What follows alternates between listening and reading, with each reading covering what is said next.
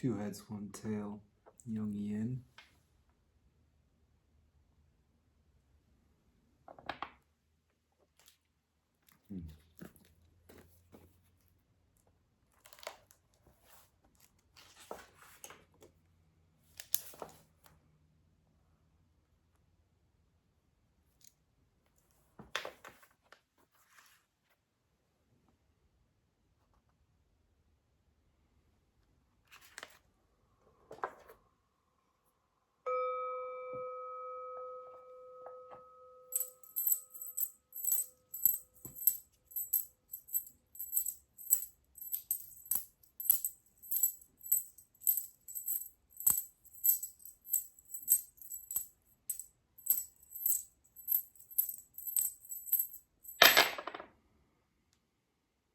Tails, one head, Yang Yang.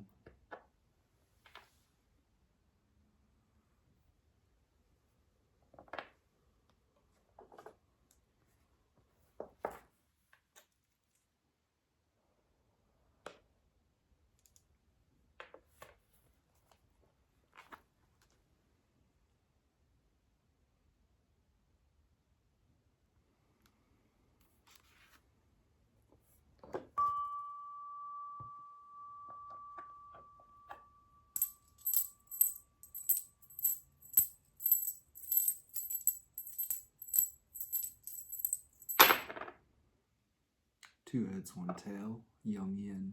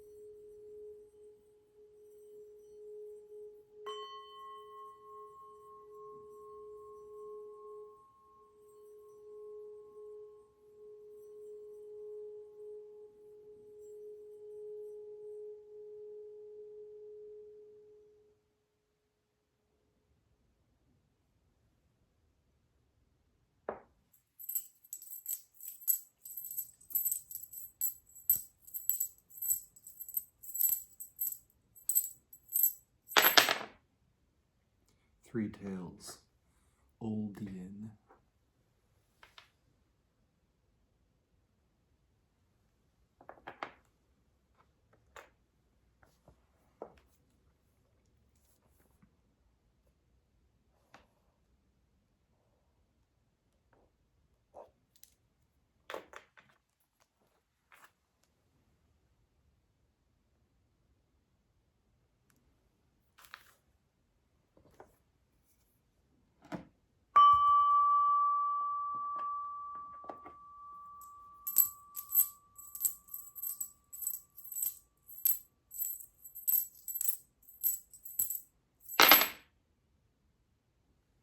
Two tails, one head, Yang Yan, Yang.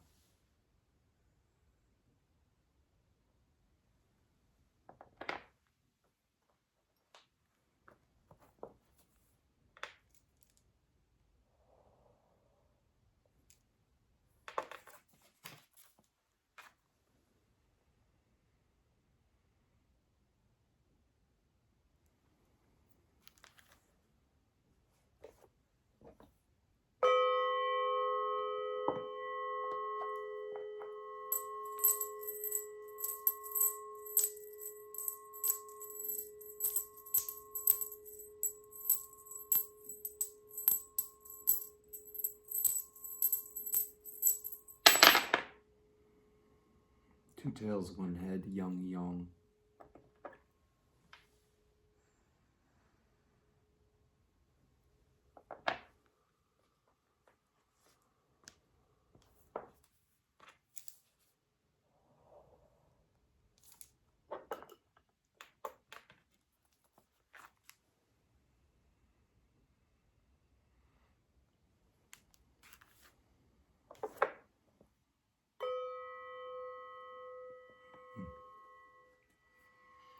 Before we get into the reading, we'll be reading a passage shortly from Understanding Reality, a Taoist alchemical classic, a 10th century text on the principles of inner alchemy. If you want to skip this section and go directly to the reading, you may.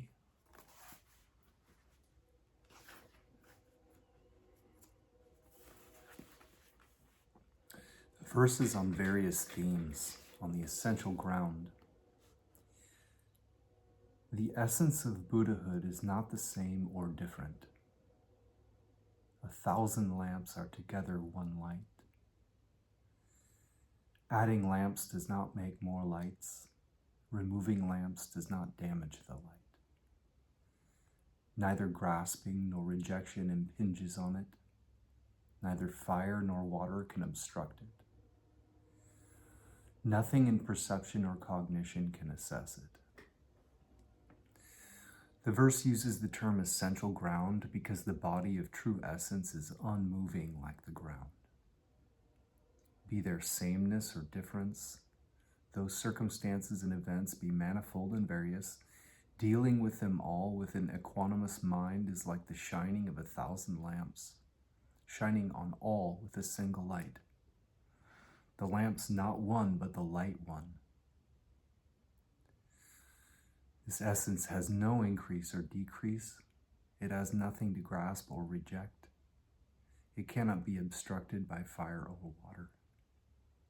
Also, just as the ground can sustain the weight of the mountains and can take the thrust of the rivers and can endure the injuries of myriad things, just as the ground is like this, so too the essence is like this. Perception and cognition have no existence in it. If we force a name on it, it is just emptiness. Emptiness doesn't mean extinction, but flexible adaptivity applied without minding.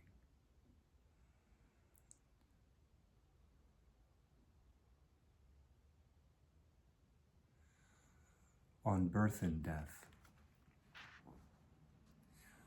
When you seek life, there's fundamentally no birth. If you fear death, when has there ever been extinction? Seeing with the eyes is not as good as seeing with the ears. How can talk with the mouth compare to talking with the nose? The essence of enlightenment fundamentally has no birth or death. As for those who insist on life and fear death, when has there ever been life without death? When there is birth, there is death. Only the birthless is deathless. Because that essence is birthless and deathless, it cannot be seen with the eyes. It can only be seen by the ears. It cannot be spoken of by the mouth. It can only be spoken of by the nose.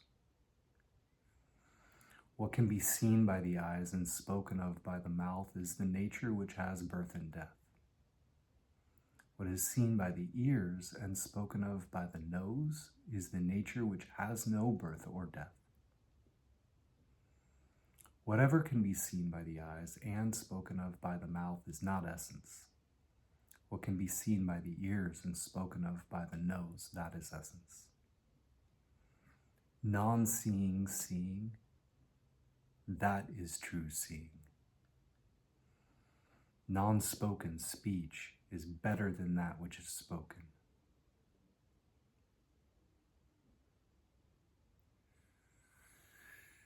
Since this birthless, deathless essence has no head or tail and no back or front, is neither existent nor non-existent, is neither void nor material, what is there to see or tell?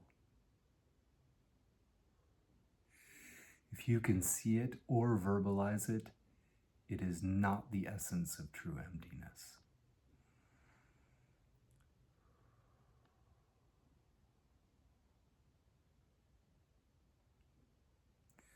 The three realms are only mind.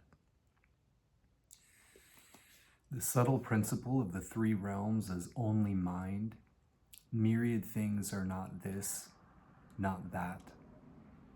There is not a thing that is not my mind. There is not a thing that is myself.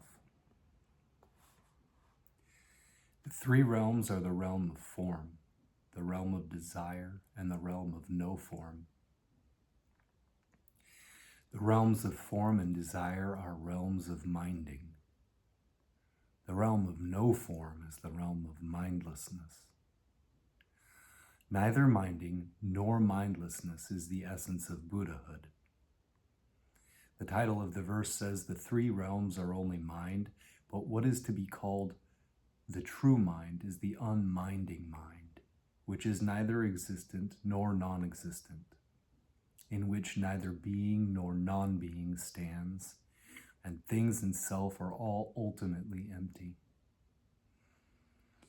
In the mind of the true mind, myriad things are one body, without division into this and that. There is nothing that is not my mind refers to not clinging to voidness. There is nothing that is myself refers to not sticking to forms. Not clinging to voidness, not sticking to forms, there is just one mind. One mind is one essence. Mind is Buddha, and Buddha is mind. Seeing mind in things. Seeing things, you see the mind. Without things, mind does not appear. In the 10 directions, open or blocked, the true mind is omnipresent. If you conceive intellectual interpretation, it turns into a false view. If you can see objects without minding, then you will see the face of enlightenment. Seeing things, you see the mind. Without things, mind does not appear. Refers to the human mind with perception and cognition. In the 10 directions, open or blocked, the true mind is omnipresent, refers to the true mind without perception or cognition.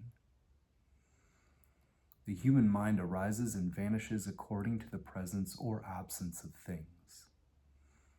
The spiritual light of the true mind is always bright, the same whether there are things or not. Everywhere is it.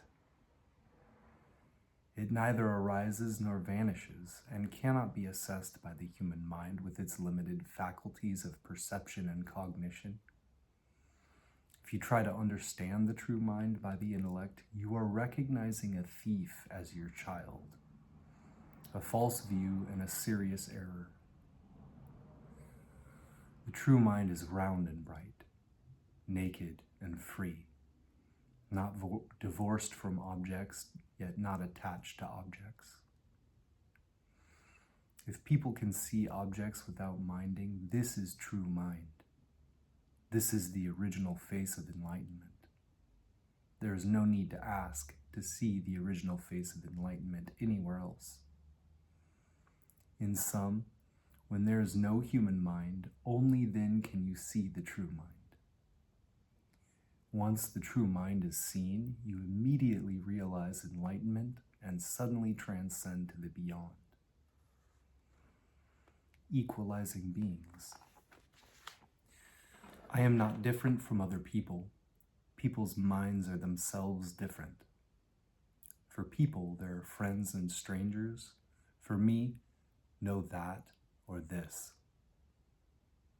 Creatures of water, land, and air I view equally as one body. Whether people are high or low in rank, their hands and feet are the same as mine. I am not even me. How could there even be you? That and this, both non-existent, myriad bubbles return to water.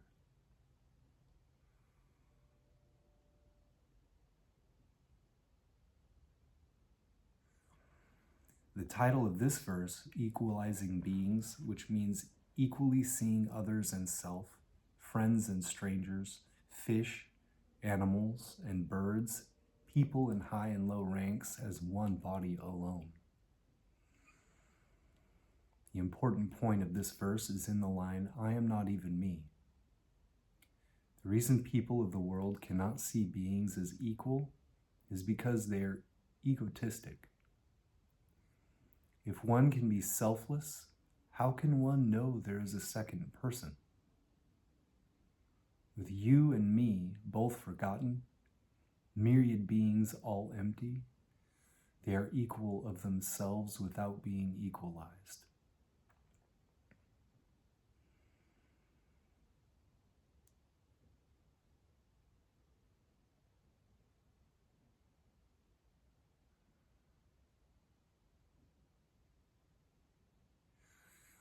Mind itself is Buddha. Buddha is mind. Mind is Buddha. Mind and Buddha are basically illusions. If you know there is no Buddha and no mind, this at last is the real Buddha of true suchness. The real Buddha has no likeness. A single round light engulfs myriad forms. The bodiless body is the real body. The formless form is the true form. Not material, not void, not non-void, not moving, not still. It does not come or go. No differences, no sameness, no being or non-being. It cannot be grasped or abandoned, cannot be listened to or looked at. Inside and outside, round and bright, it pervades everywhere. One Buddha land is in a grain of sand. One grain of sand contains a universe. One body and mind, 10,000 are the same. Knowing this, you should understand the principle of unminding. Not being conditioned or obsessed is pure work. Not doing anything, good or bad, is paying honor to Kasyapa. The important point of this verse is in the line, knowing this, you should understand the principle of unminding. Unminding does not mean ignorance.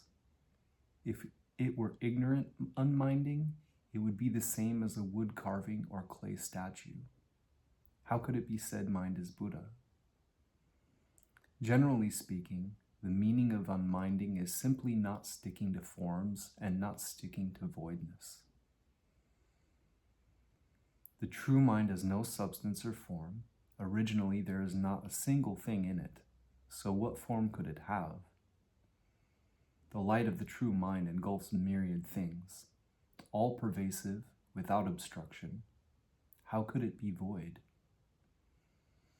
Not form, not void, round and bright, clean and naked, mind is Buddha.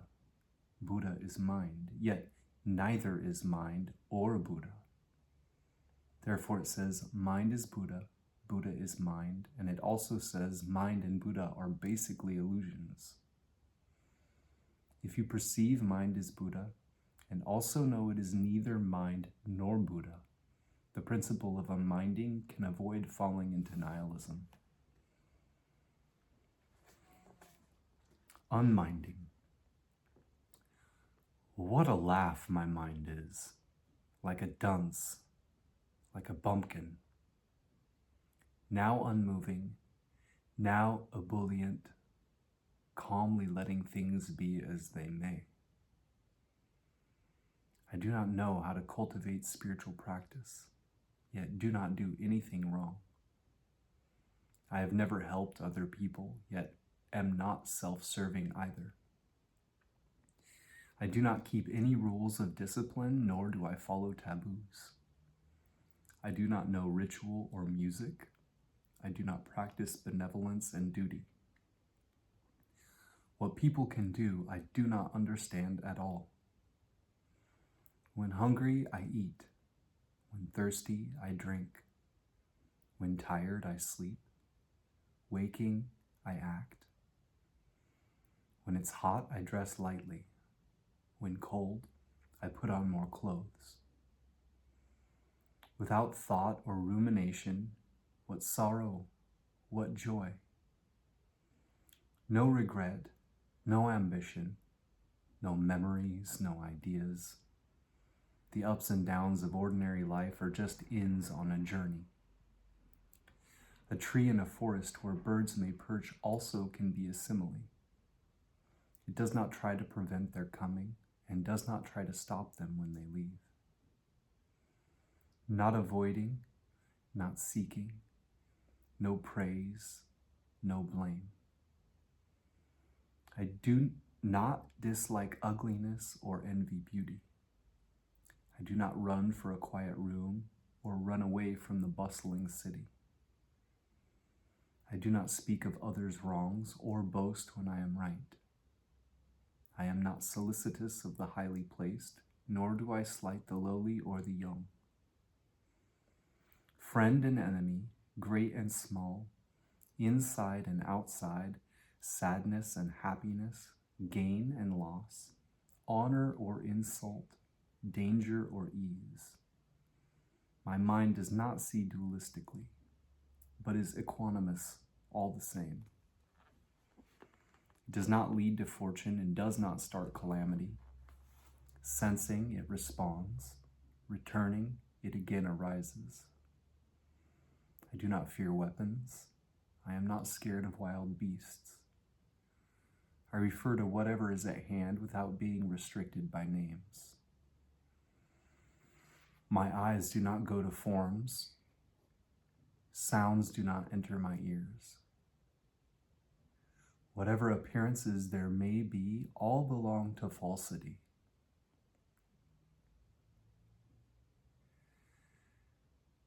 The forms and voices of men and women are not fixed entities. Mindless of physical appearances, I am not influenced or attached. Wandering freely, nothing can get me down. The sphere of light of ineffable awareness shines throughout, inside and out, enfolding the four quarters without far or near. The light is not light. It is like the moon in the water. Since you cannot grasp it or throw it out, how can you compare it to anything? When you understand this sublime function, you transcend the beyond. If anyone asks my religion, it is just this.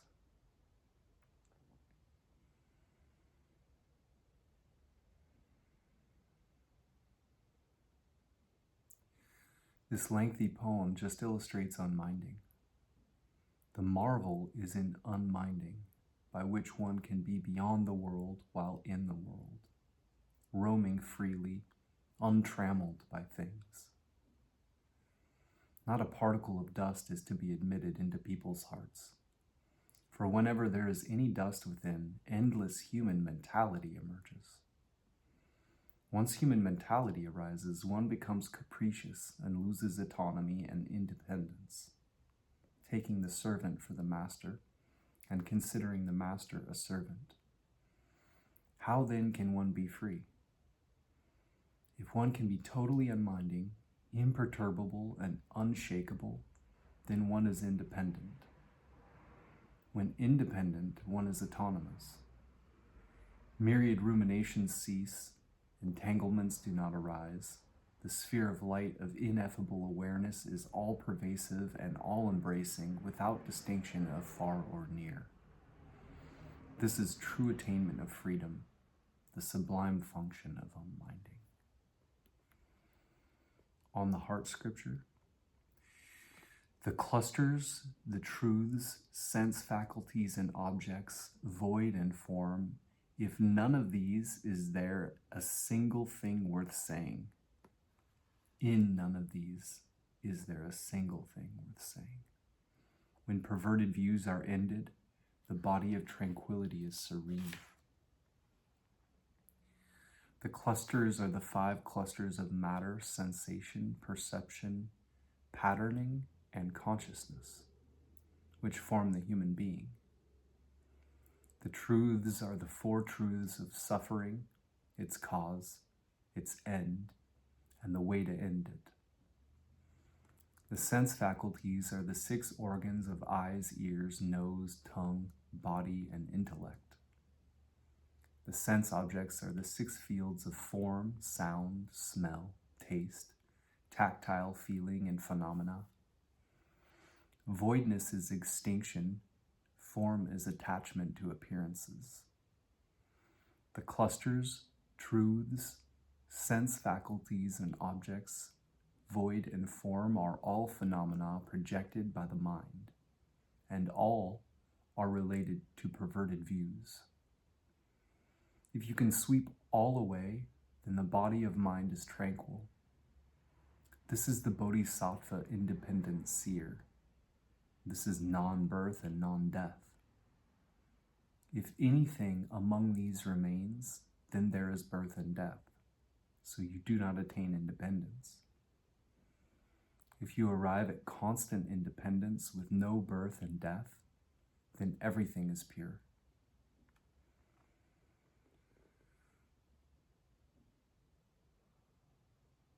No sin or merit.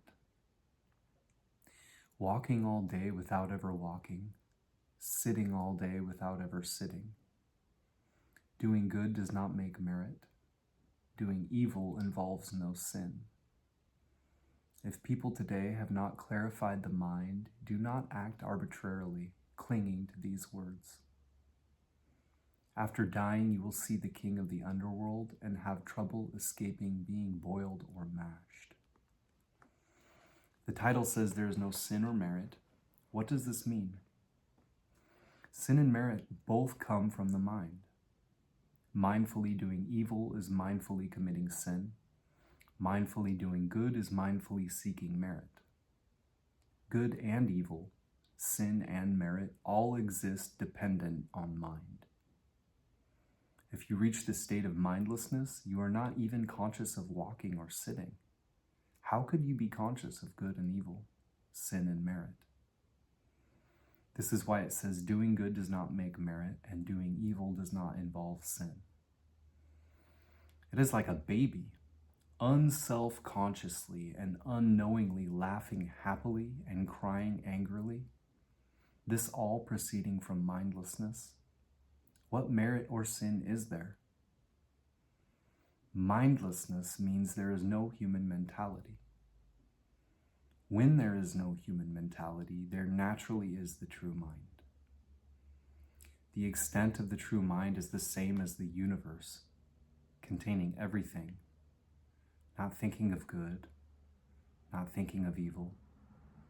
It does not commit sin, does not seek merit. It does not conceive of merit or sin. If people have not clarified the true mind and just let their ignorant, intransigent mind act up, doing all sorts of mischief, and tell themselves there is nothing wrong, how can they avoid being boiled or mashed as a result after they die? Complete pervasion. When you have seen true emptiness, emptiness is not empty. Complete illumination pervades everywhere. Senses and objects, mind and phenomena, there is no thing at all. Only by subtle function can you know how to assimilate. The essence of true emptiness is all-pervasive, unobstructed. Its light illumines everywhere. Nothing can get by it. It is intrinsically empty without being emptied. Empty yet not empty. It is just a matter of being ever responsive yet ever tranquil. Ever tranquil yet ever responsive. Going along with it. Myriad things, every which way, confront us. Go along with them in action and repose. Leave them to their devices. Round and bright, stability and wisdom are ultimately never defiled. just as water produces lotuses, yet the lotus itself is dry. Though this verse has 4 lines, really the meaning is in the one line, round and bright, stability and wisdom are ultimately never defiled. Round and bright means subtle being. Stability and wisdom means true emptiness.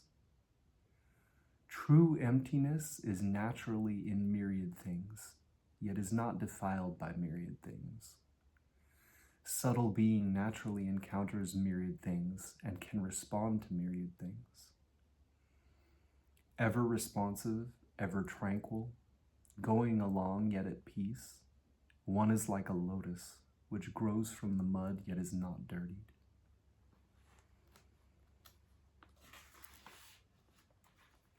The jewel moon. The bright orb of the moon in the sky, its clear light is unobstructed in myriad lands. It cannot be gathered or dispelled. It cannot be pushed forward or backward. There is not far. Here is not near. The exterior is not outside. The interior is not inside. There is no difference in sameness in difference. I ask you the mechanism. Do you understand? The essence of enlightenment, true emptiness, is complete pervasion of the ineffable awareness.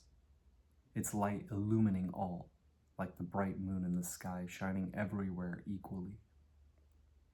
Gather it, and you do not see the light collect.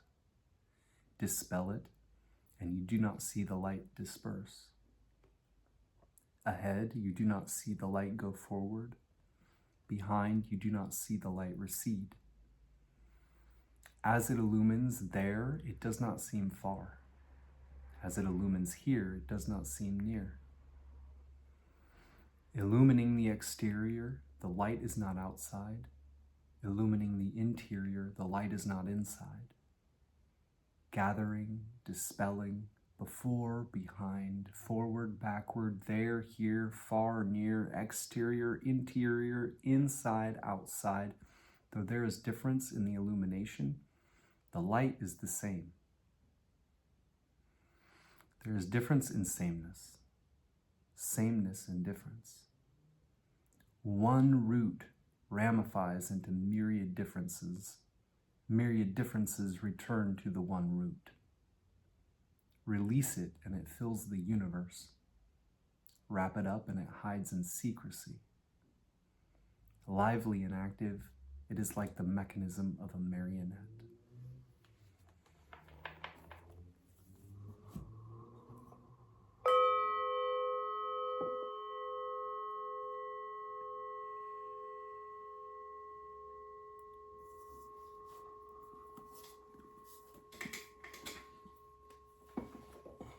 The bottom trigram of our primary hexagram will be read as broken, solid, broken.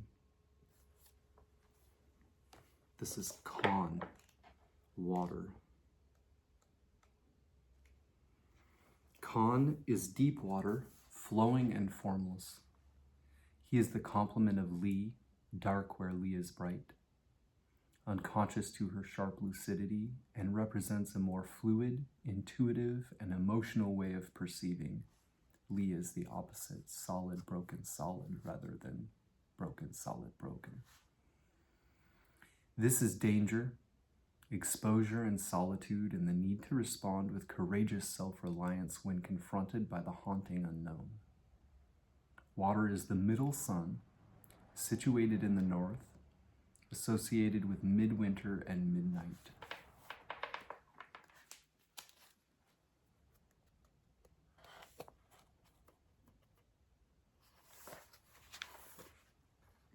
Our top or outer trigram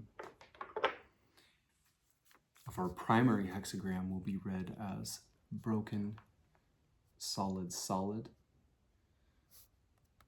Our old yin line will transform into a young yang line, which will give us solid, solid, solid, and change this to a secondary hexagram. or supporting hexagram. But first, in our primary hexagram, broken solid is Xun, wind or wood. Xun is both wind and living plants. Whatever penetrates, spreads, and grows, shaping itself to the space available or shaping that space to its own nature. She is responsive flexibility, sensitively improvising and adapting.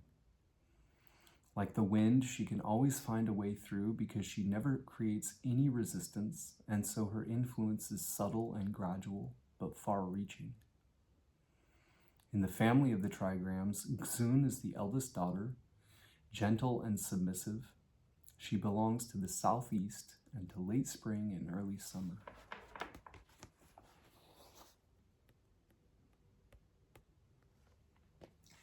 Xun, wind or wood, above, Con, water, gives us a hexagram of 59.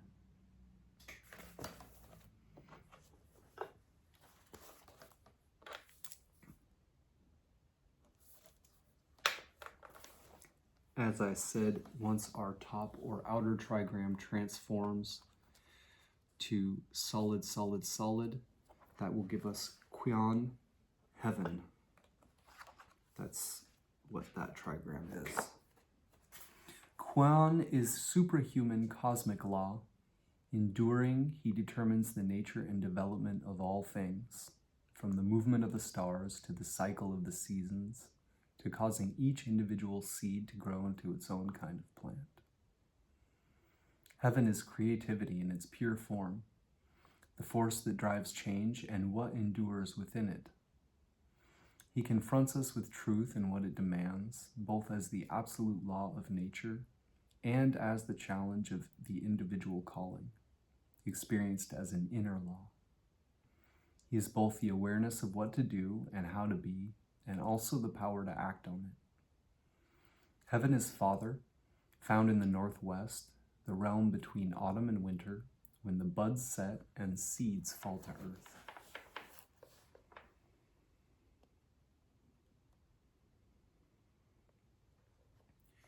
Qian, heaven, above Con, water, give us a supporting hexagram of 6.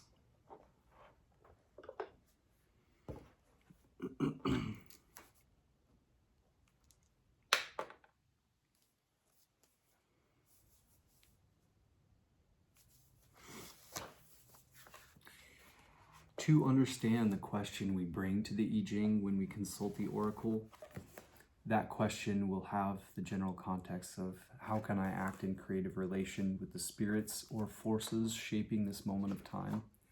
The way we understand the answer to that question is by knowing how the parts of our reading work together. The key to understanding a reading is to know your way around its main components, how they fit together, and the different roles they play.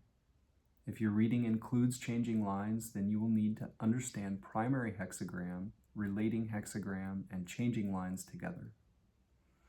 The two hexagrams in conversation with one another map out your whole answer. The primary hexagram shows you quite directly what your answer involves. The relating hexagram generally describes what the answer is about for you. It sets the primary hexagram in a broader context, an influence, a direction of travel, an underlying issue that has to do with you and your relationship to it all.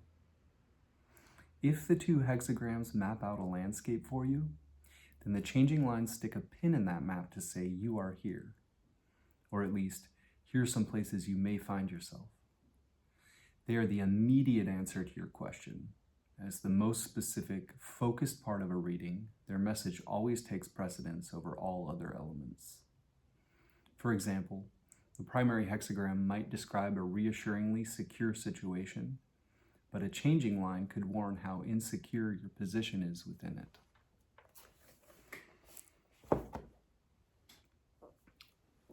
We will be getting the definitions of each of our hexagrams briefly from the Taoist I Ching by I-ming, He was a Taoist adept who wrote this in 1796.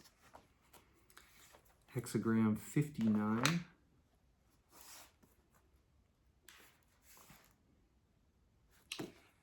Dispersal. Confusion of yin and yang followed by reordering.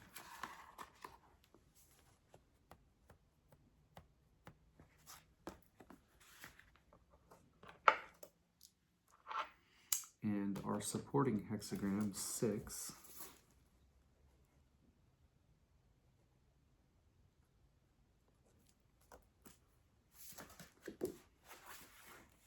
Contention.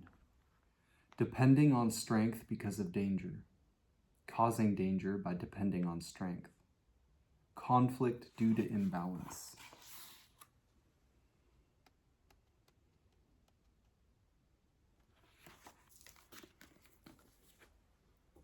So changing it up a bit, I'm going to be reading from Hilary Barrett to start out with. Walking your path, creating your future. We've been getting the definitions of our trigrams through this book, and it's a very good beginner's book. I highly recommend it. Hexagram 59, dispersal. Hilary Barrett calls dispersing. Key questions. Where and how can you be less rigid? Where were the walls in this situation? And what can you see as they dissolve away? As energy and vitality is liberated from old boundaries, where will it go? Oracle. Dispersing, creating success. The king assumes his temple. Fruitful to cross the great river. Constancy bears fruit. It is as if a great thaw brought the floods, and everything solid were swept away. All the walls, whether they divided, contained, or sheltered, are gone. The familiar landmarks have vanished down the river, and there's a clear view for miles over free-flowing waters. Perhaps this liberates the vital energy of the situation. Perhaps it is utterly disorienting. Definitions, dividing lines, agreements, bonds, established patterns of life and thought, all these can be dispersed, their solidity revealed as an illusion. All that hold things together now is the constancy of the flow itself. The king assumes his temple. He draws near and enters it, and takes on his most important role as the people's connection to spirits and ancestors. This can also be an inner process, centering your inner authority in your spiritual home, letting your decisions flow from that essential underlying source. With this reconnection, it becomes possible to cross the great river, which has already come to you. The dissolution of the old forms releases energy into new purpose and direction, staying true to the deep connection through the temple. It's good to make the commitment and venture into the unknown. Image. Wind moves above the stream, dispersing. The ancient kings made offerings to the highest to establish the temples.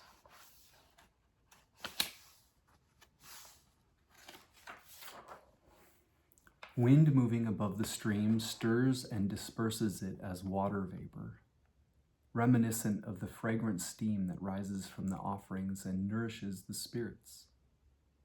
This is the real substance of things, the inner flow of committed offering, the message and influence spreading outward.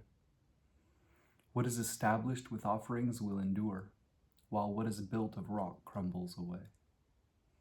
What are you building on? Sequence. Dispersing follows from hexagram 58, opening. Rejoicing and hence scattering it. And so dispersing follows. Dispersing means spreading out.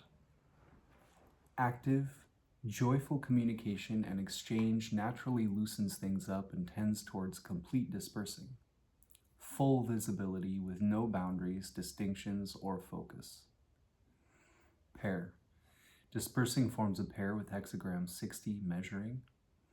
Dispersing means spreading out. Measuring means stopping. Dispersing has no limits that would stop its flow, yet eventually this liberated energy will flow on into new, more organic forms.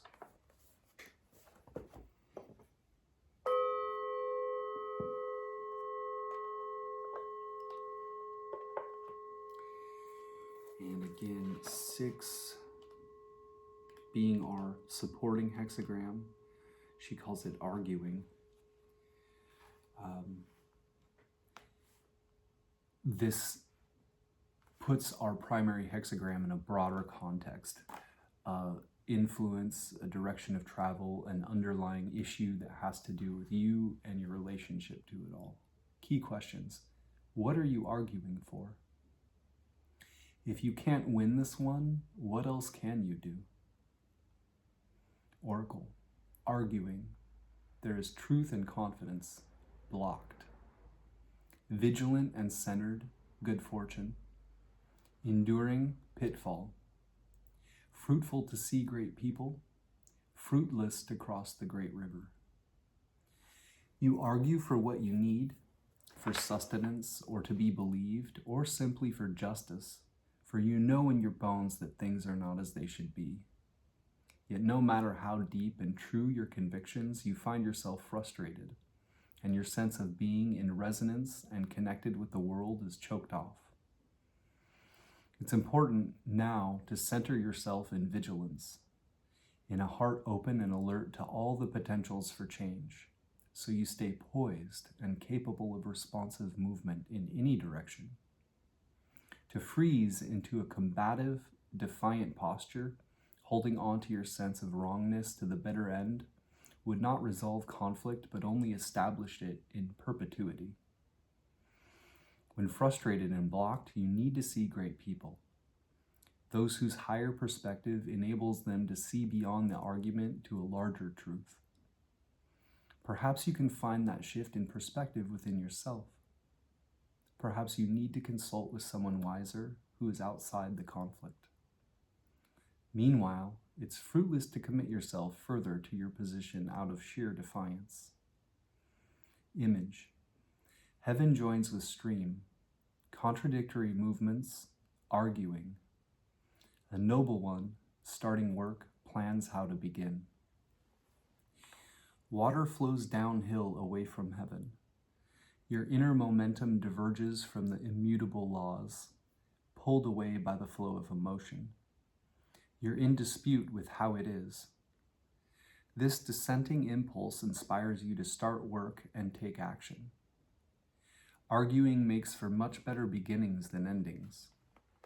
In order to direct the inner momentum intelligently, without worsening the conflict, a noble one thinks of heaven joined with the stream. He plans from the outset how to bring the emotional currents of commitment back into accord with absolute principles. Sequence. Arguing follows from hexagram 5, waiting. Drinking and eating naturally mean arguing. When our needs and appetites are involved, we will fight. And when we argue, need and the fear of lack probably motivate us. Hexagram 5 waits for what it needs. Hexagram 6 demands it.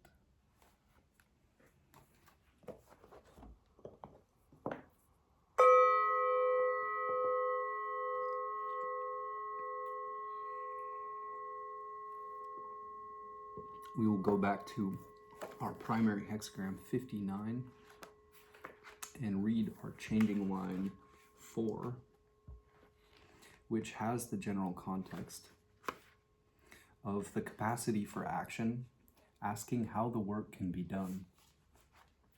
This is our most focused point of the reading. It takes precedence over all other elements, puts a pin in the map to say you are here, or at least here are some places you may find yourself. Changing line 4 of hexagram 59, dispersing. Dispersing your flock from the source, good fortune. Dispersing gains the hilltop. No barbarian has occasion to think of this. The flock will always automatically move together along established paths. To disperse the flock, to challenge flock mentality with more expansive thinking means good fortune from the source. Original thought will find a hilltop that offers longer perspectives and stronger roots. The ordinary mindset, though, that can only react to challenge by reaching for its weaponry, lacks the mental space to conceive of these new dimensions.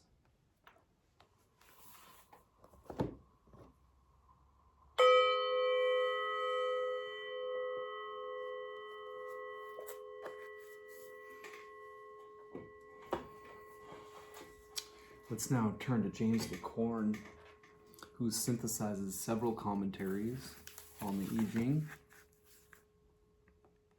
and has put in his own editor's notes. He is a practitioner of the Tao himself, and so I often find that his editor's notes are some of the most insightful parts of this. He calls Hexagram 59 expansion or dispersion. Other titles might be dispersion, dissolution, disintegration, dispersal, overcoming, dissension, scattering, dispersing, unintegrated, reuniting, evaporation, reorganization, new deal, reshuffle, course correction, catharsis, judgment, leg. Expansion intimates that there will be progress and success. The king goes to his ancestral temple. It will be advantageous to cross the great stream.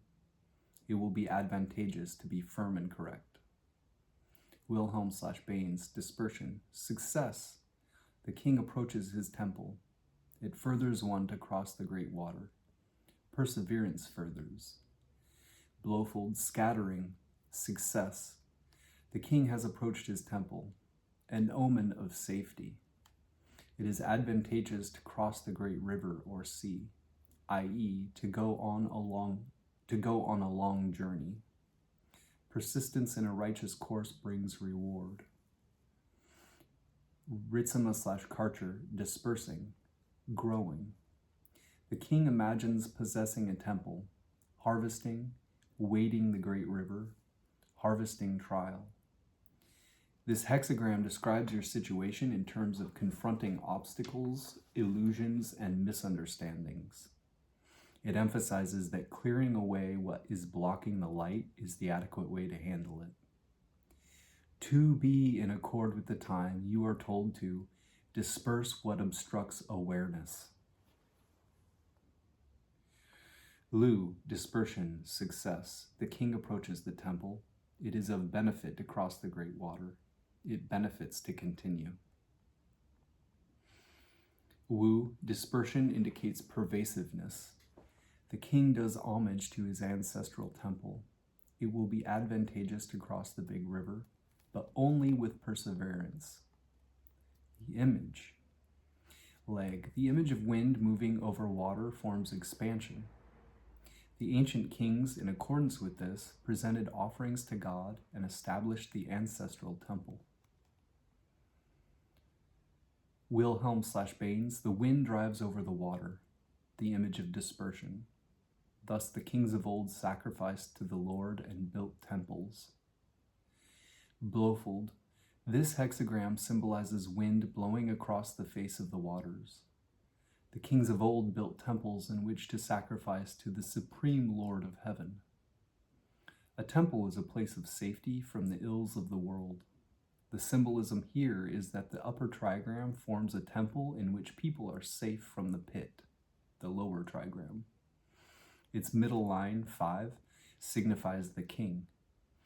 The implication is that we should employ spiritual or moral means to preserve ourselves from the danger threatened by the lower trigram. Commentary, Confucius/Leg. The dynamic line is central in the lower trigram, and the magnetic 4th line is correct in the upper trigram, uniting with the dynamic ruler above her. The king's mind is without any deflection as he goes to his ancestral temple. He rides over water in a vessel of wood and will cross the great stream with success. Leg. The hexagram of expansion denotes a state of dissipation or dispersion.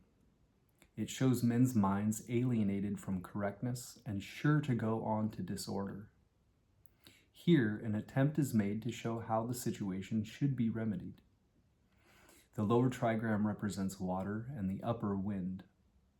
Wind moving over water evaporates it and suggests the idea of dispersion. Success is intimated because there are dynamic lines occupying the central places in the trigrams. The king's piety moves the spirits by its sincerity. When the religious spirit rules men's minds, there will be no alienation from what is right and good. Under such conditions, even hazardous enterprises may be undertaken. The second sentence of the Confucian commentary literally begins, "The king is indeed in the middle." This means that his heart and mind are set on the central truth of what is right and good. The ancestral temple signifies the recognition that sincere religious practices counteracted the tendency to mutual alienation and selfishness among men. The wooden vessel refers to one of the attributes of the upper trigram, which is wood. It suggests a boat riding on water, the lower trigram, hence crossing the great river, or water. Notes and paraphrases. Judgment. Focus on the ideals of the work and maintain your will. A major synthesis is possible. The superior man subdues his ego to attain his latent potential.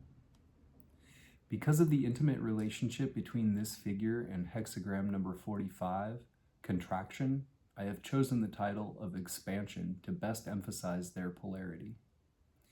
The ancient kings and sages are more mythical than historical, so we can assume that they symbolize archetypal forces, gods, within the psyche, of whom the ego is only the current space-time representative, i.e. servant or facilitator. The self is the focal point, the center of this multi-dimensional awareness complex.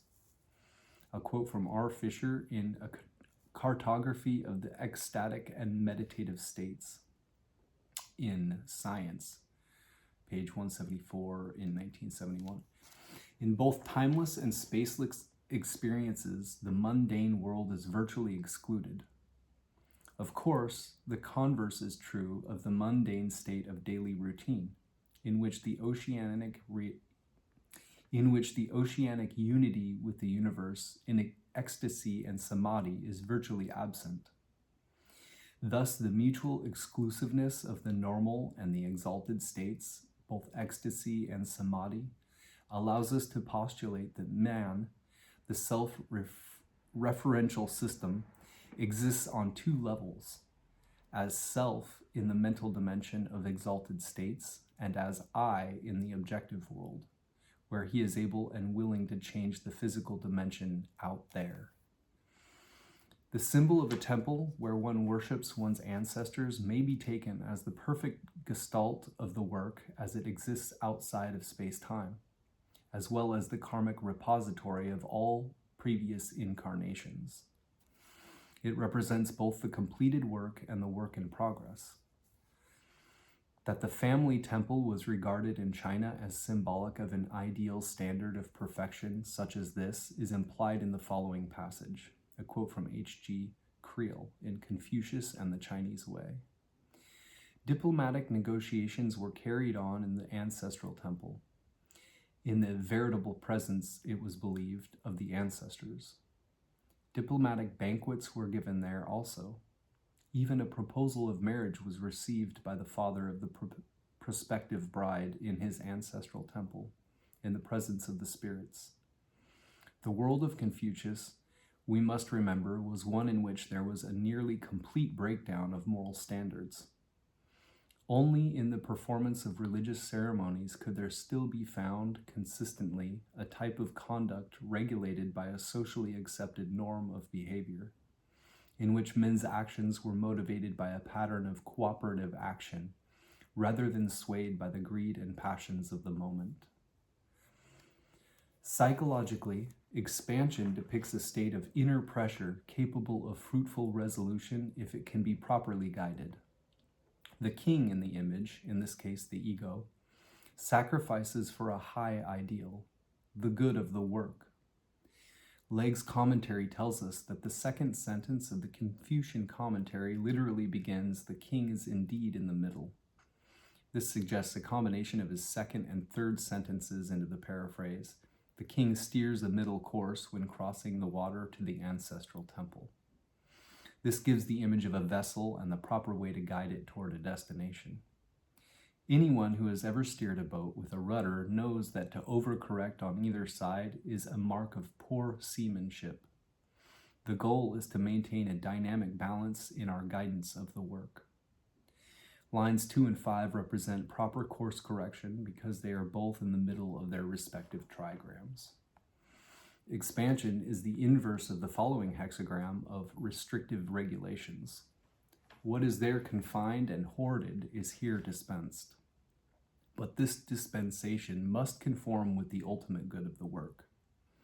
Not just any release of tension will do, it must recombine itself into a new and better organization, as imaged in the fourth line. If this new order is a proper one, the released tension precipitates a catharsis, as imaged in line 5. A quote from E.C. Whitmont in The Symbolic Quest. The form, then, in which our complexes confront us is the form in which the fundamental materials of our human structure come into our here and now existence. Like crystals, they are always imperfect to some extent and often unrecognizable or grossly disfigured in comparison with the ideal shape, the shape that would represent the pure incorporation of the crystal scheme. But we have to meet them in this more or less imperfect or distorted form, and out of this form, we have to transform them into something that may be more akin to the aboriginal intent inherent in their archetypal cores. This undertaking, this process, is what Jung calls individuation. Suggestions for meditation. The judgment of hexagram number 45, contraction, also mentions the king going to his ancestral temple. A close comparison of this figure with expansion will reveal much about the dynamics of the work.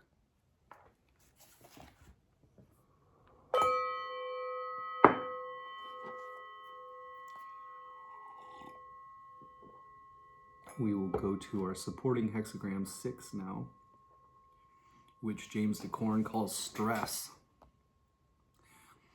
This supporting hexagram puts our primary hexagram in a broader context, influence, a direction of travel, an underlying issue that has to do with you and your relationship to it all. Other titles might be conflict, the symbol of contention, strife, litigation, quarreling, arguing, lawsuit. Quote from D.F. Hook, "It is important to mind one step at the very beginning, then things will have a chance to work out all right." Judgment, leg. Stress indicates that despite sincere motivations, one still meets with opposition and obstruction.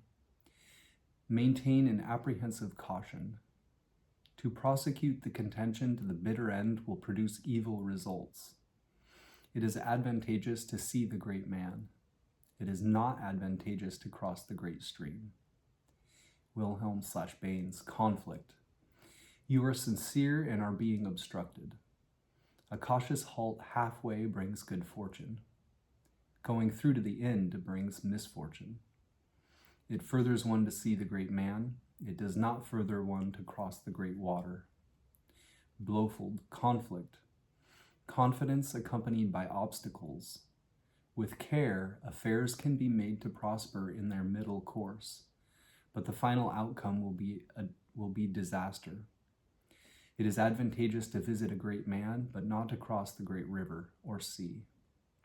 In general, this hexagram indicates that we have little chance of success in any conflict, dispute, or lawsuit in which we are now engaged, and that retreat is the best policy. unless line 1 or 5 is a moving line, in which case the position is more hopeful. We can profit from the advice of someone truly wise, but a journey of any kind at this time would be disastrous. Lu, conflict. You have sincerity even though obstructed. Stop halfway. Good fortune. Follow to the end. Misfortune. It is of benefit to see a great man, but not to cross the great water. Ritsama/Karcher, arguing, possessing conformity, blocking awe, centering significant, completing pitfall, harvesting, visualizing great people, not harvesting, wading the great river. This hexagram describes your situation in terms of a dispute. It emphasizes that actively expressing your claims and objections is the adequate way to handle it.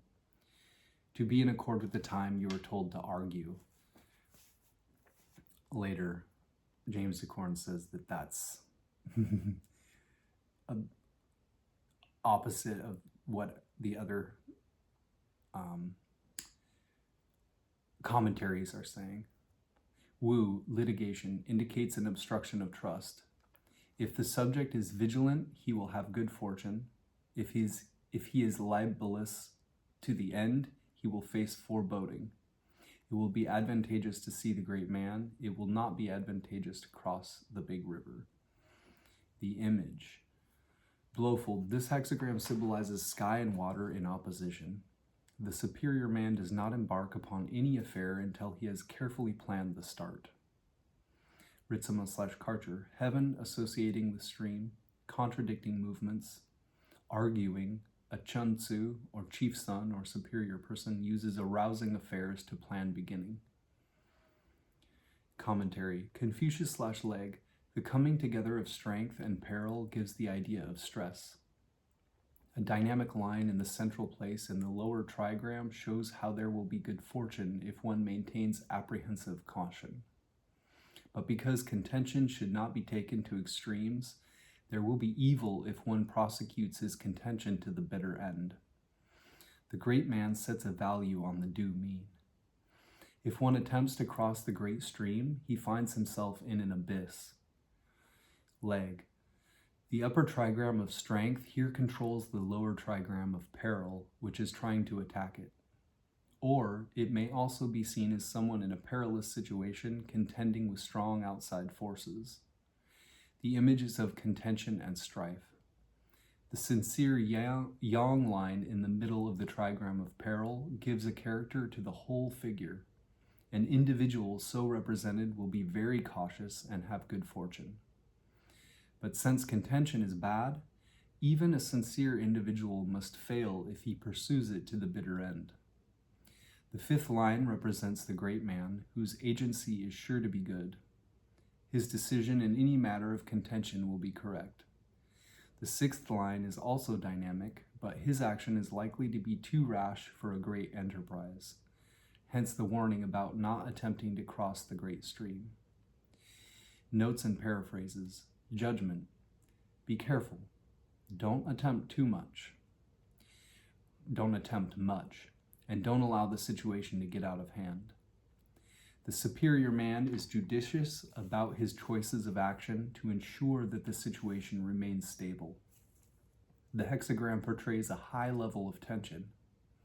Wilhelm points out that the only favorable line is the ruler in the fifth place, and that all of the other lines symbolize people quarreling. It should also be noted that lines 1 through 4 counsel either retreat from contention or remaining passively in place.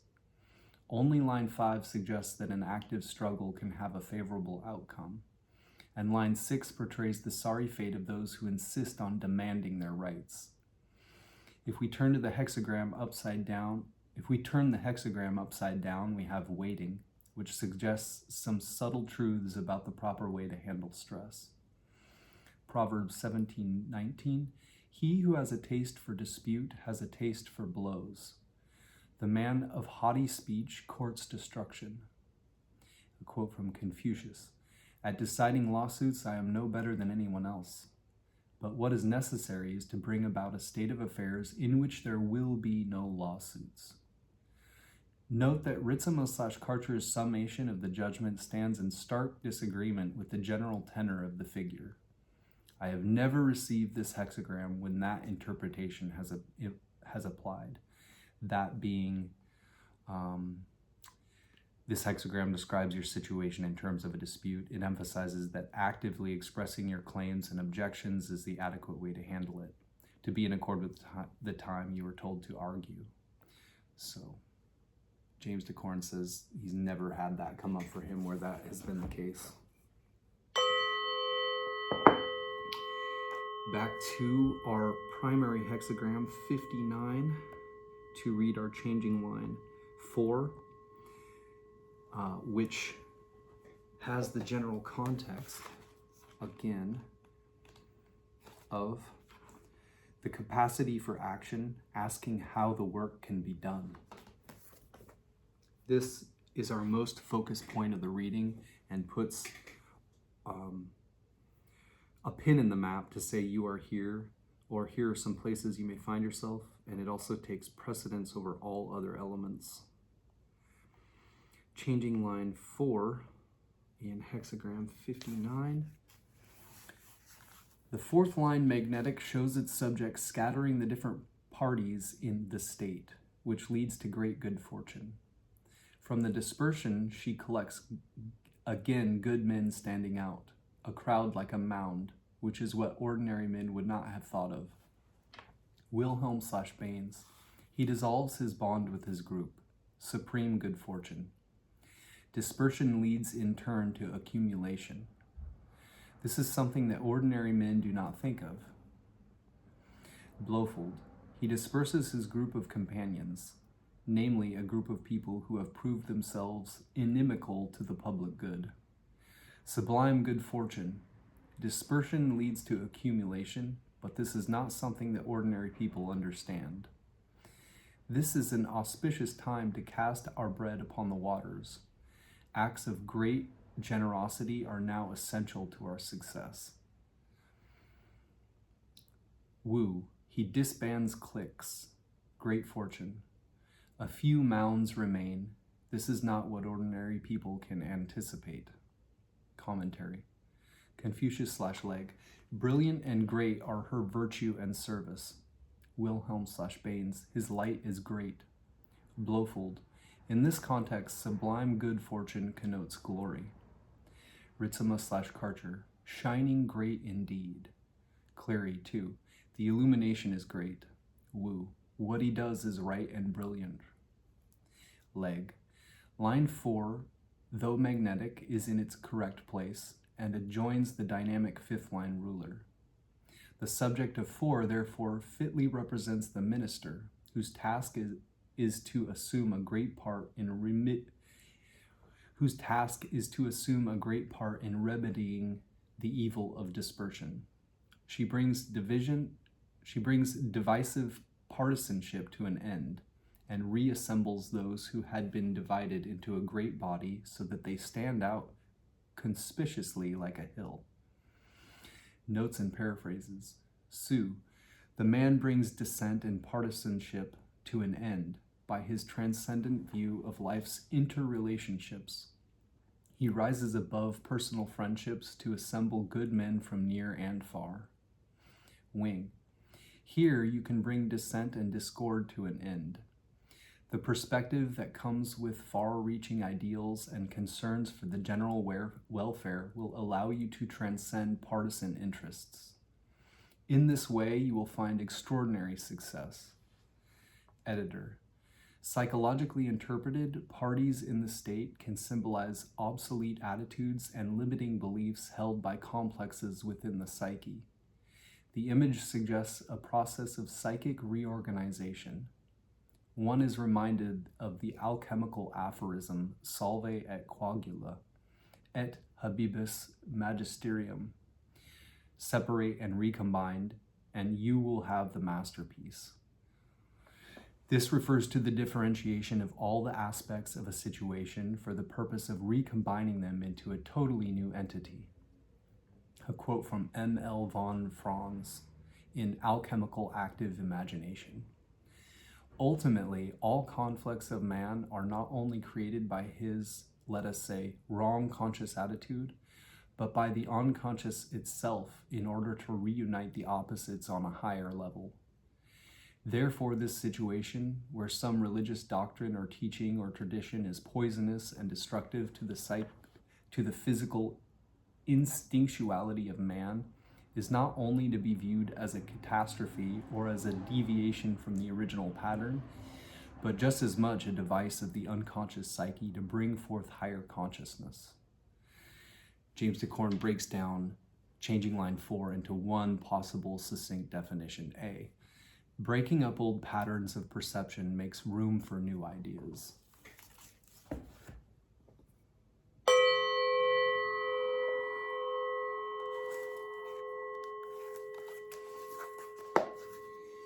We will now turn to our 2 hexagrams, again in the Taoist I Ching by I-ming, written in 1796. He was a Taoist adept. Hexagram 59, he calls dispersal. In dispersal, there's development. The king comes to have a shrine. It is beneficial to cross great rivers. It is beneficial to be correct. Explanation. This commentary is focused alchemically, mostly. Dispersal means disorganization and disorder. In the body of the hexagram, below is water, in which one yang is hidden between 2 yins, yang being trapped by yin. Above is wind, in which one yin enters under 2 yangs, yang being damaged by yin. Yin and yang do not interact. Essence and sense are separated, so it is called dispersal. This hexagram represents yin and yang being lost in confusion, then reordered. It follows on the previous hexagram, wind. Wind involves gradually entering true eternity. Because yin and yang are disordered, one progresses harmoniously to balance them. Once people's yin and yang are disordered, and essence and sense have shifted, the mind of Tao is obscured and the human mentality arises. The true sane energy is damaged and the false aberrant energy grows. This is like the one yang in the middle of water, trapped by yin energy. The primordial is concealed inside acquired conditioning. Once the primordial is concealed, its vast energy is inhibited, and yin energy takes over affairs. Insufficient to do good, excessive in doing evil, inevitably leading to total loss of natural innocence. This is like the one yin of wind, insidiously rising under pure yang, subtly dispersing yang. This is why dispersal is so called. However, even after dispersal, sages have a way to resolve dispersal, which is able to reorder that which is dispersed. What is the way to resolve dispersal? It is none other than the path of progress through obedience. The only distinction is that if you go one way, obeying invading conditioning, you disperse yang, while if you go the other way, obeying the primordial energy, you foster yang.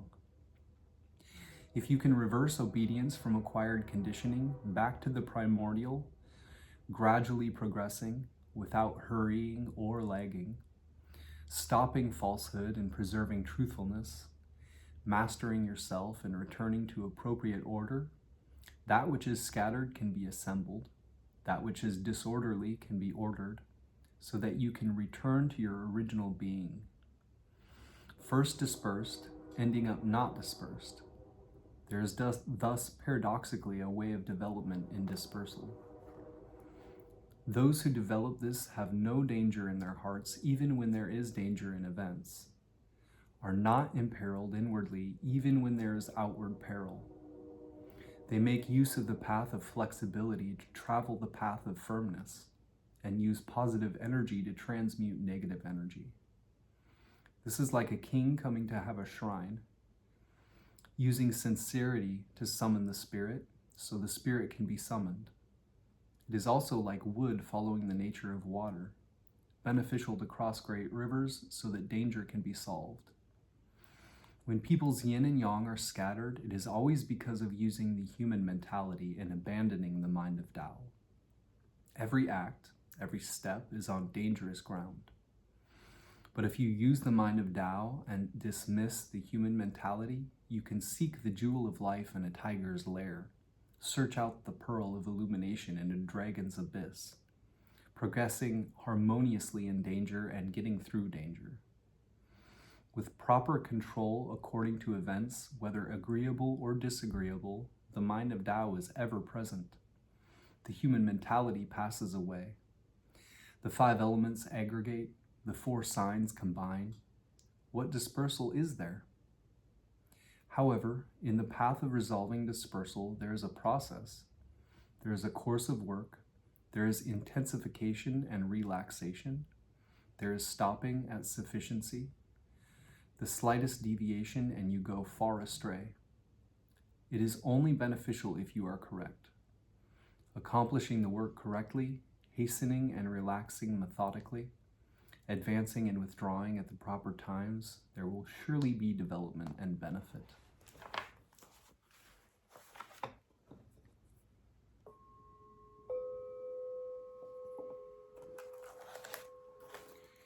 And we will turn to hexagram 6, our supporting hexagram, which puts our primary hexagram in a broader context and influence a direction of travel, an underlying issue that has to do with you and your relationship to it all. Hexagram 6, our supporting hexagram, contention. Contention, there is blockage of truth. Caution and moderation lead to good results. Finality leads to bad results. It is beneficial to see a great person, not beneficial to cross a great river. Explanation. Contention means contention to decide right and wrong. As for the qualities of the hexagram, inside is water, dangerous, and outside is heaven, strong. Relying on strength because of danger and causing danger by force. Both have the meaning of violation of harmony. Therefore, it is called contention. This hexagram represents the downfall of truth and the contest for victory. It follows on the previous hexagram, darkness. In darkness, there is danger, yet one is able to stop, whereby to affect progress of the yin of the acquired temperament.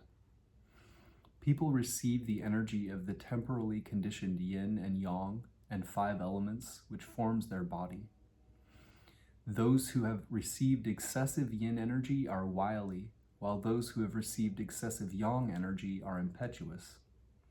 Those whose yin and yang energies are mixed up are both wily and impetuous. People are such because of their temperaments. Only great sages can change their temperaments, while lesser people are bound by their temperaments. When they are run afoul of, the poison in their negative side acts, and they get excited. They contest for victory, eager for power. They plot and scheme to deprive others and benefit themselves. All such things that deviate from harmony and lose balance. Arguments, battles of wit, issues of right and wrong are all called contention. People who practice the Tao need to know that the nature of the temperament is most harmful. To practice the principles of the Tao in the context of the events of the world, first erase wile and impetuosity at one stroke. Be inwardly strong but not outwardly aggressive. Then there may be danger in the environment, but there will be no danger in the heart. In this way, one may gradually transmute the temperament and not remain in the clamor of the realm of right and wrong. However, as long as one is still in the world, there is still the possibility of being afflicted by troubles and difficulties. Even if you are not wily yourself, people can hurt you by their craft. Even if you are not impetuous yourself, people can fool you by what they do. This hurts your self-confidence without reason, and even though you have nothing to be ashamed of, you suffer frustration because of it, and reach an impasse. When matters get to where vindication is necessary, rather than desire justification outwardly, it is better to contend with yourself inwardly. Therefore, the text says, contention, there is blockage of truth. Caution and moderation lead to good results. If you can be cautious and moderate, wrong thoughts will stop and right thought will arise. The impasse can be penetrated and wile can be changed. Victory seeking can be eliminated. Otherwise, if you cannot be cautious and moderate, you will lose out in an important matter because of a little anger. Impetuosity will appear outwardly while guile will arise inwardly. Without having won others, you will have already hurt yourself. If you are not careful in the beginning, the end will surely be bad. However, there are also situations where caution, moderation, and self-struggle do not clear the matter up, and it is necessary to appeal to another, depending on someone to distinguish right and wrong. To distinguish right and wrong, it is beneficial to see a great person. If you do not see a great person, you will not be helped. A great person is one who corrects both self and others, who is able to restrain people's excesses and encourage their virtues, able to solve people's doubts and develop their intelligence. It is most beneficial to see such a person. Otherwise, being unable to exercise caution and moderation so as to change your own temperament, and also unable to see a great person to expand your perception, relying on your own craft alone, contesting for victory, eager for power, overthrowing truth and following falsehood, contending over what should not be contended about, you will call disaster on yourself. Therefore, it is not beneficial to cross a great river. By caution and moderation, you can see a great person. Not being cautious or moderate is crossing a great river. Caution and moderation lead to good results. Being incautious and immoderate lead to bad results. Should not those who practice the Tao contend with themselves to begin with?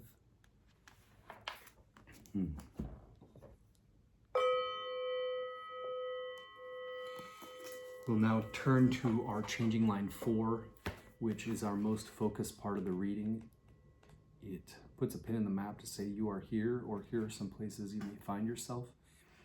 It takes precedence over all other elements. And line 4 has the general context of the capacity for action, asking how the work can be done.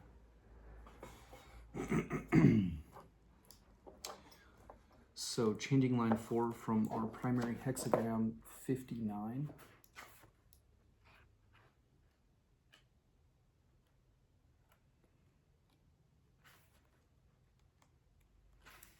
Dispersal. Changing line 4.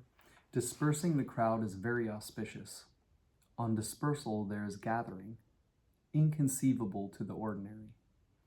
Explanation: yielding but maintaining correctness, refining the self and mastering the mind, reaching utter emptiness and single-minded calm, dispersing the crowd of negative forces and awaiting the return of positive energy. This is incomparably auspicious.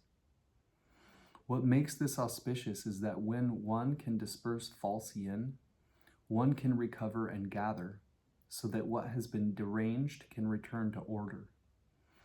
After great dispersal is great integration, as there is gathering of true yang on dispersal of false yin.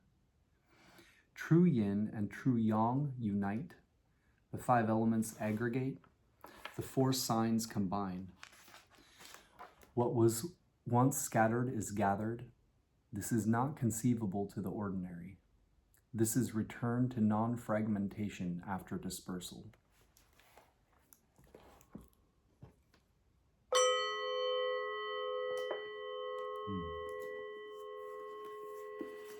We'll also read the commentary section in the back, but that does not have our changing lines in it. So we'll note that this is pretty much general context rather than really focused information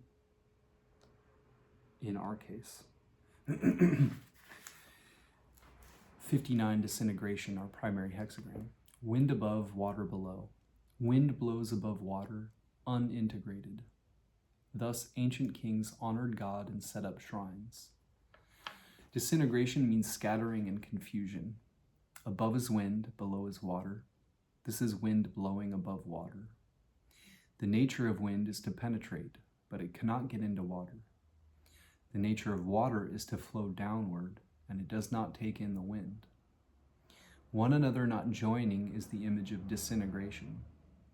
However, even though wind cannot enter water, it can go along with water as it blows.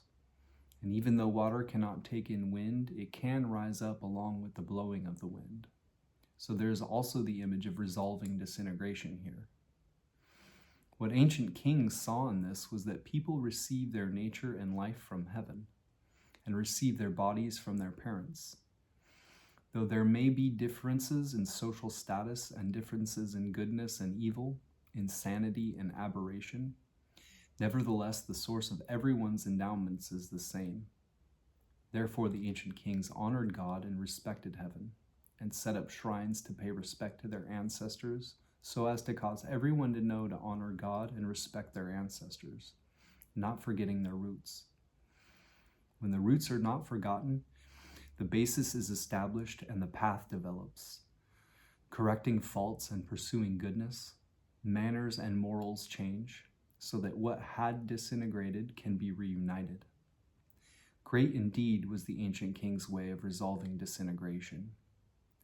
If practitioners of the Tao can realize the intention of the ancient kings in resolving disintegration, respect heaven and not oppose it, requite their origins and not forget them, seek life within death, seek blessing within injury, then the four forms can be combined and the five elements can be assembled. This then is the original self, without any disintegration.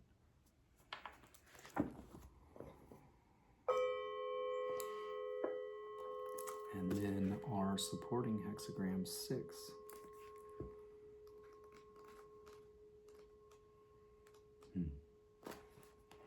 Contention. Heaven above, water below. When heaven and water go in different directions, there is contention. Superior people plan in the beginning when they do things. Contention means argument over right and wrong. Above is heaven, below is water. Heaven is most high, water is most low. So heaven and water go in different directions and do not meet. This is the image of contention. What superior people see in this is that aggressiveness and guile, competitiveness and desire for power are the beginnings of beckoning disaster in business and social relations. If one is not careful, one hurts others and damages oneself. Therefore, superior people plan in the beginning when they do things. They do not contend with other people, they contend with themselves. Doing things does not mean one particular action or deed, but all daily activities, practice of the Tao, and establishment of inner character.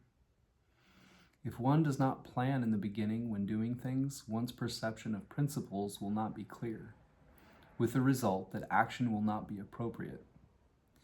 Being temperamental or impetuous, being unbalanced in action, is accompanied by danger. Therefore, one should plan in the beginning, doing what is to be done, avoiding what is not to be done, being careful in the beginning so as to be able to complete the affair in the end. Doing things means strong action. Planning in the beginning means preventing danger. When one acts after planning and is not careless in action, there is nothing in the world that cannot be done, nothing in the world that cannot be accomplished. Impetuous action is aberrant action. To act dangerously is to beckon danger. In doing things, if one can plan in the beginning, the human mentality will gradually depart and the temperament will gradually sublimate. Joining oneself to others, looking upon others and oneself as the same, there will be no discordant action.